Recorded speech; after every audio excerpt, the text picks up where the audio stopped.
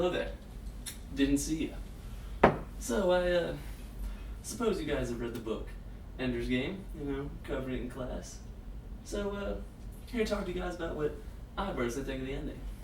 First, how about being tricked, right? Ender playing these video games with his friends, which is pretty cool. You have to say that about the end of the book. They're like, guess what? All your best friends are here. Next, Ender's sitting there playing their games. They're like, oh, we're doing so well. Then, last level, everybody comes to watch. What does Ender do? Ender's like, man, this is just a game. You know what I'm gonna do? I'm gonna blow up the whole world and make my life like 10 times easier. So that's what he ends up doing. Sits there, he's like, you know what? Boom, world's ended. We just beat the game. And everybody starts getting really happy. Everyone's like, what? They did it! People are crying. People are just so happy at what's going on. They can't believe their eyes. And Ender's like, what? Then Mazer comes out of nowhere. Hey Ender, guess what? Ender's like, what, man? What could possibly you have to tell me right now? I just won. I'm the best. That wasn't a simulator, man. What? You just killed an entire race of people. And Ender's all like, oh my gosh. He passes out. It's ridiculous. Don't really blame him though. I mean, I gotta say, I'd probably go into shock too if I just killed like a whole planet of people. Then, they're like, you know what?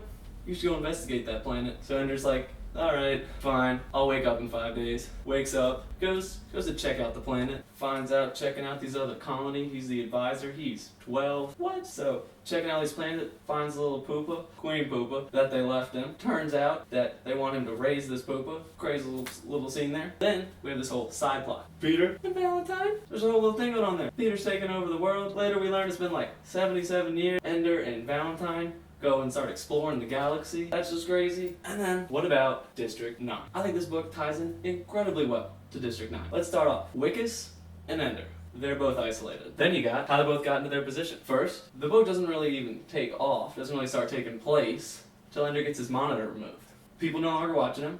People are no longer protecting him. Here come the bullies. Am I right? So that's where things really start taking off for Ender's Game. Then we got District 9. We got Wickus. First, Wickus is like, oh, I'm just an office boy. Then, Wickus is like, look at me, I've been promoted. After he gets promoted, he starts to go investigate in the field, right? And that's where he starts meeting the bugs, which those aliens do look a little bit like buggers in my mind. Kind of what I'm thinking of. Then, when Wickus turns into an alien, what happens? He starts to learn about their culture. Just a little bit, not a lot, but he starts learning about how they're treated and everything. Well, in a similar way, it's just what Ender does. When Ender learns about people, Ender gets inside their mind, starts learning how they work. I can't beat them until I know how to destroy them. And again, back to the isolation. The end of the movie, Wickus is just isolated as an alien. But so is Ender. Yeah, he has Valentine's up there, but they just keep taking away his friends because everybody he's grown really close to over the past couple years is still stuck on Earth. Whole other storyline that's going to continue on there. I know it's got to. And then, you have the end of the book. What about Ender going on to look for the other planets? That makes you want to jump so hard into the next book.